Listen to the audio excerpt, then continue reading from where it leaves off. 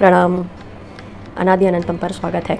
और आज भगवद गीता के श्लोकों का पठन करेंगे हम अध्याय तीसरे के श्लोक नंबर 19 से लेकर 24 तक। और इन अध्यायों में भगवान ने ये बताया है हमें कि हम जो भी कर्तव्य करें, जो भी हमारा कर्म हो, छोटा या बड़ा, वो सामाजिक स्तर पर किस हद तक महत्वपूर्ण है। और हम जो भी करें इसे ऐसा समझ कर करें कि अगर हम ऐसा समझ लें कि हम समाज के लिए हमारा कंट्रीब्यूशन दे रहे हैं तो ये एक बहुत महत् कार्य हो जाता है। तो हम जो भी करें ये इसमें कोई छोटा या बड़ा नहीं होता। ये स्वयं श्री कृष्ण भगवान के मुखारविंद से आज हम सुनेंगे। तो चलिए प्रार्थना से शुरू करते हैं ना पहले। ओम श्री गणेशाय नमः। श्री गुरुभ्यो नमः। गुरुचरणारविंदाभ्यां नमः। नमो नमः श्री गुरुपादुकाभ्याम्। ओम श्री कृष्ण कृष्ण कृष्ण कृष्णाय वासुदेवाय देवकी नंदनाय च नंदगोपकुमाराय गोविंदाय नमो नमः। श्री राधा कृष्णाय नमो नमः। तो ये रहा हमारा भगवद गीता का पुस्तक और अध्याय तीसरा। इसमें पठन करेंगे पहले श्लोक नंबर 19। श्लोक नंबर 18 तक हो चुका है, आज श्लोक नंबर 19। तस्मात् असक्तः सततं कार्यं कर्म समाचर असक्तो ह्य अचरन् कर्म परम आपनोति पुरुषः। तो भगवान श्री कृष्ण जो है अर्जुन से कह रहे हैं, तस्माद् असक्ताः सततं कार्यं कर्म समाचर। तस्माद् इसीलिए क्या करो, असक्त बन करके, आसक्ति न रखते हुए, किसी भी चीज़ में आसक्ति न रखते हुए, अट्रैक्शन या लोभ या मोह न रखते हुए, सततम हमेशा कार्यम कर्म समाचर, अपने जो निर्धारित कार्य है वो कर्म जो है उसका आचरण करना। और इसमें एक बहुत इंटरेस्टिंग बात क्या है कि कर्म का डेफिनेशन क्या है। तो कर्म कर्म हम कहते रहते हैं। तो शास्त्रों में ये एक उपनिषद और वेदांत का वाक्य है कर्म के बारे में, यत् कर्म तत्कर्म यद विमुक्तये। तो जो हमें मुक्ति दे देता है उसी को कर्म कहा जाता है। तो जो इस संसार के बंधन से, जन्म मरण के जो ये साइकिल है उससे हमें मुक्त कर दे, वही जो है कर्म कहलाता है। तो कर्म वो नहीं जो हमें अन्न अनाज या हमारा दाना पानी जो है हमें ला कर दे। कर्म वो है जो हमें मुक्त कर दे। असक्तो यह अचरण कर्म, असक्तो तो ऐसे बिना आसक्ति के अगर हम आचरण करें हमारे कर्म का, हमारे जो नियमित निर्धारित कर्म है उसका, परम आपनोति पुरुषः, तो उसे क्या प्राप्त होता है, परम प्राप्त हो जाता है। आपनोति पुरुषः, तो क्या ये केवल पुरुषों के लिए है, स्त्रियों के लिए नहीं या बालकों के लिए नहीं, ऐसा नहीं है। यहाँ पे पुरुष का अर्थ है वो जो ये प्रपंच में रहता है उसे पुरुष कहा यहाँ पे माना गया है। तो ये पुरुष जो है ये पुल्लिंग नहीं है, ये पुरुष तत्व है। तो इस प्रपंच में दो तत्व हैं, स्त्री तत्व है और पुंस यानी कि पुरुष तत्व है। तो ये दो तत्व जो है ये सभी लिंगों में, जो स्त्रियां हैं उनमें भी ये तत्व है, पुरुषों में भी ये दोनों तत्व हैं, स्त्री तत्व भी है और पुरुष तत्व भी है। और वृक्ष लता पशु पक्षी प्राणी इन सभी में ये तत्व है। तो इसका अर्थ तो आप जान ही गए होंगे कि भगवान कह रहे हैं कि बिना आसक्ति के आप जो है अपना कर्म करते चले जाइए, सततम निरंतर करते चले जाइए। और ऐसा करते रहने से आपको परम जो है परम गति प्राप्त हो जाती है। तस्माद् असक्तः सततम कार्यम कर्म समाचर असक्तो ह्य अचरन् कर्म परम आपनोति पुरुषः। अभी श्लोक नंबर 20। कर्मणैव हि संसिद्धे आस्थिता जनकादयः लोकसंग्रहमेवापि समं पश्यन् कर्तुमर्हसि। कर्मणैव कर्म करने से ही सिद्धि प्राप्त होती है। आस्थिता रहते हैं कौन, जनकादयः। जनक महाराज के बारे में तो सुना ही होगा, जो माता सीता के जो पिता है इस भूलोक के, वो है जनक महाराज जो मिथिलापुरी में राज करते थे। तो नेपाल में आज पड़ता है मिथिलापुरी और बिहार से जो है वो नज़दीक पड़ता है, करीबन 70 किलोमीटर आसपास है जो मिथिलापुरी का जो क्षेत्र है नेपाल का वो बॉर्डर। और हम जाकर के भी आए हैं वहाँ पे। तो कर्मणैव हि संसिद्धिम आस्थिता जनकादयः। तो जनक महाराज इतने फेमस क्यों है, क्या केवल इसलिए कि सीता माता उनके यहाँ जन्मी है? नहीं, जनक महाराज जो है एक बहुत बड़े योगी हैं, तो उन्हें परब्रह्म का जो है वो ज्ञान हो चुका था और उस ज्ञान के बाद भी उन्होंने राज्य किया, बहुत वर्षों तक राज्य किया और बहुत सफलतापूर्वक उन्होंने राज्य किया है। तो वो अपने योग के ज्ञान के लिए जाने जाते हैं और ये इसलिए वो हो सका कि स्वयं महालक्ष्मी स्वरूपा सीता माता का उन पर अनुग्रह, पूर्ण कृपा, कारुण्य और अनुग्रह उन पर था। बिना महालक्ष्मी की कृपा के ऐसी सिद्धि प्राप्त करना तो असंभव है। तो हमें भी प्रार्थना कर लेनी चाहिए, महालक्ष्मी देवी मुझ पर भी थोड़ी सी कृपा कर ही दीजिए। लोक संग्रह में वापी समपश्यन कर्तुमर्हसि।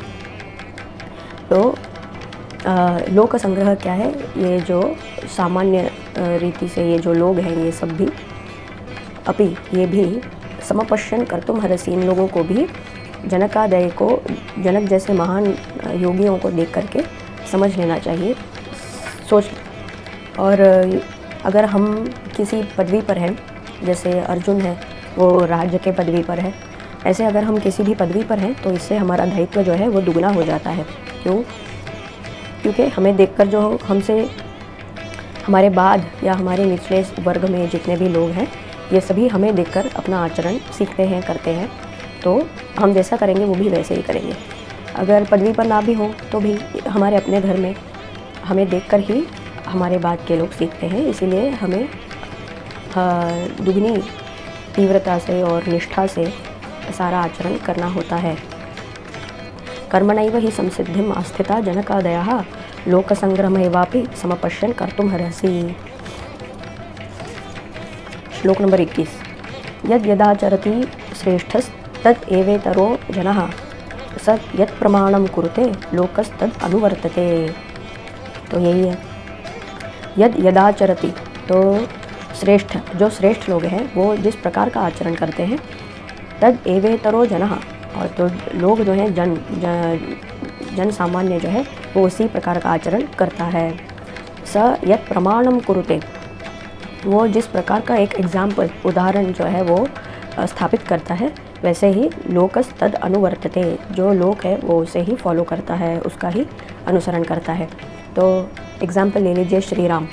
तो श्री राम ने, भगवान महाविष्णु ने श्री राम के रूप में अवतार लिया और उन्होंने राम राज्य का जो है वो एक श्रेष्ठ उदाहरण जो है वो स्थापित किया। तो उनके राज्य में सभी लोग उसी प्रकार से रहते थे।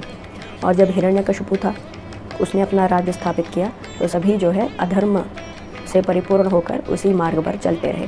तो जो लीडर हैं, जो शासन करने के पदवी पर है या जो बड़े पदवी पर है, जो श्रेष्ठतम लोग हैं, जो संत हैं, पुरुष हैं, महासाधु हैं, तो वो लोग जिस प्रकार का आचरण करेंगे उसी प्रकार उसी का उदाहरण लेते हुए बाकी सब भी वही करेंगे। तो इसीलिए भी अर्जुन, तुमको जो है वो क्या करना है?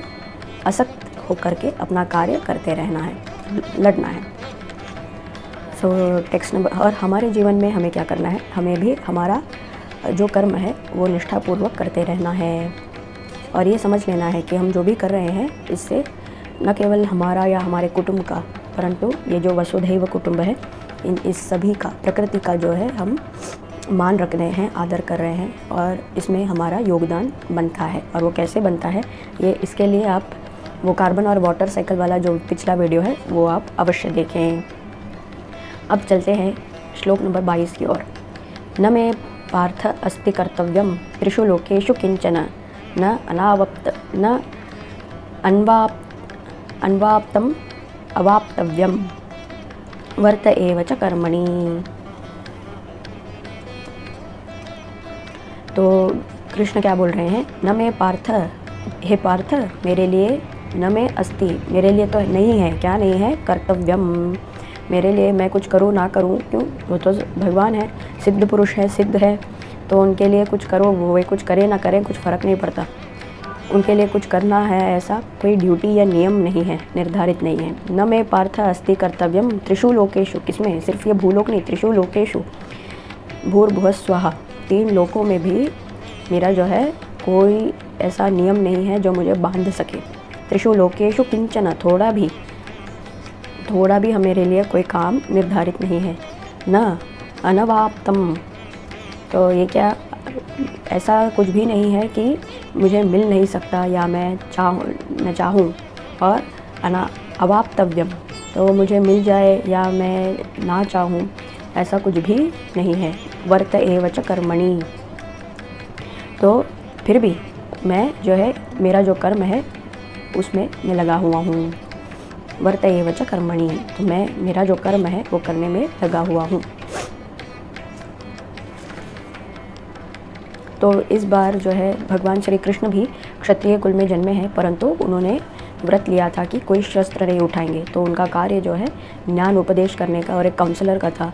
तो ये कर्म उन्होंने बहुत अच्छी तरह किया है, और बाल्यकाल में ही उन्होंने काफ़ी सारे असुरों को भी मारा है।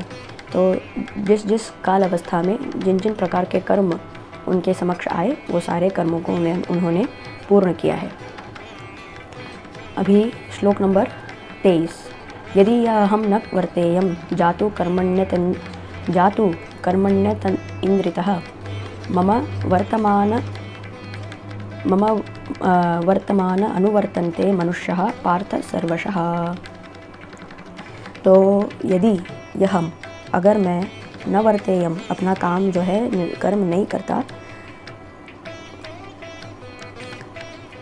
अतीन्द्रतः मतलब बहुत ऐसा भी नहीं कि ऐसे चलो मेरा तो कुछ काम नहीं है ऐसे करके छोड़ दो, ऐसे नहीं।